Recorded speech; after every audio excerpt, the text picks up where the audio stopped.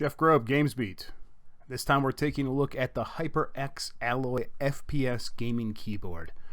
This is HyperX's first move into gaming keyboards after many years of making memory, and then in more recent years moving into the headset space. In headsets, their Cloud 1, their Cloud 2, and the Cloud Stinger are all excellent products, top of the line for their price ranges. I think they're trying to take a similar tactic here with the gaming keyboards, where they do a lot of research, they do a lot of studying, and they try to apply the best of everything into their gaming keyboards going forward with this, starting with this first product, to surprise everyone with something that is priced right and does everything you would want and more, maybe, for the price on the first try. Let me go ahead and grab it. Here it is. It is $100. It's available now. It has Cherry MX Blue switches, so it's got that nice, satisfying click. And it has a ton of other neat features that I'll kind of get into here once we start. And I guess we should just kind of get right into it then. Here's what I like about it a ton. This tiny bezel. It is a very compact, full-size keyboard. So everything, it has everything. It's full size. The caps are full size. You can replace them, and yet it has almost no outer edge, which is great for a lot of shooter games. HyperX is completely aiming this at people who are into Counter-Strike, who are into Overwatch, people who might play with their hands kind of wrapped around the keyboard while holding it kind of like this. Well, not holding it, but keeping it sideways on their desk.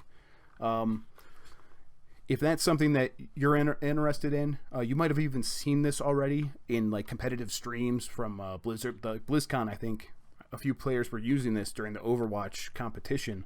I thought I spotted a few of these, and those players, this is exactly what they want, because they want a keyboard that doesn't keep their hand from kind of getting over the switches. In addition, another thing I really like is just the all-around great build quality. This solid steel plate at the top is pretty thin, but it's also very sturdy. I'm holding it by the edge here, and it just doesn't feel like it's bending or giving way at all. I'm going to take these headphones off. It just feels nice and solid and high quality, like it was built with care. On the bottom, it's plastic, but what you're going to be interacting with the most, this key plate, is nice and firm. But there's more to the design than just the solid steel plate. It also has this excellent charging port here. The braided cable. The braided cable is nice, and it has two ports, two full-size USB ports on the other end. One for the keyboard, and the other is to send power to this port, so you can plug in your phone and charge it without having to run a cable from your computer. That's very smart. Additionally, since everything's full size, HyperX went ahead and just gave you one of these key remover things. You could take them off, replace them yourself, and they even give you some keys to get started with. These were all black when I received the keyboard, and I replaced them with all the red ones that they provided, for WASD and 1, 2, 3, 4. Something that's kind of gets you started customizing if you want. You can go online, find other keys, and completely go to town on this. So HyperX is already trying to appeal to that crowd that wants that customization.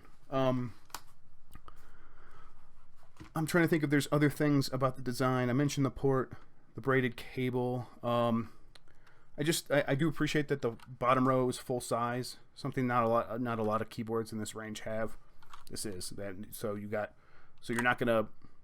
It's just like using any other full size keyboard. It's not making any compromises. Finally, what I really like, I mentioned MX Blue switches, so you get that click, but it's also, completely anti-ghost, so you're not going to lose any key presses. The actuation feels great. Pressing the buttons feels great.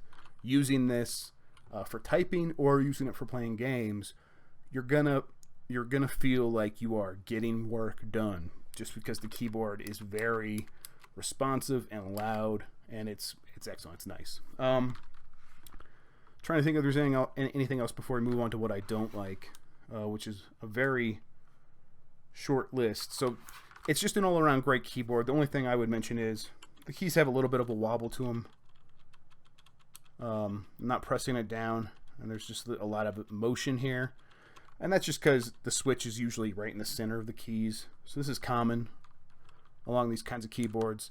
Some other manufacturers have ways around this that kind of sometimes get in the way of the clicking actuation itself. So I can understand why you don't want to do this, and the wobble itself doesn't bother me, actually.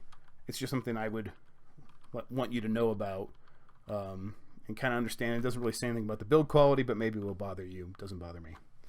But I mean, that's just the one nit to pick, because otherwise it's a really great keyboard. It doesn't have any of the... It doesn't have like a volume control, any of that stuff, because this is for first-person shooter gaming. This is for gamers, and they're not going to add a bunch of extra stuff. That said, being for gamers, it's also not ugly. It doesn't, it's not like that gamer design. It is a professional-looking piece of equipment.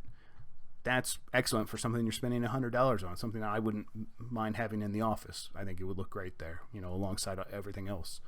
But yeah, that's it. I think that's going to kind of wrap it up. I'm going to have the full review for it up on the site, so check gamesbeat.com for more. But if you don't visit, I'll just have to see you in the next video, guys. Adios.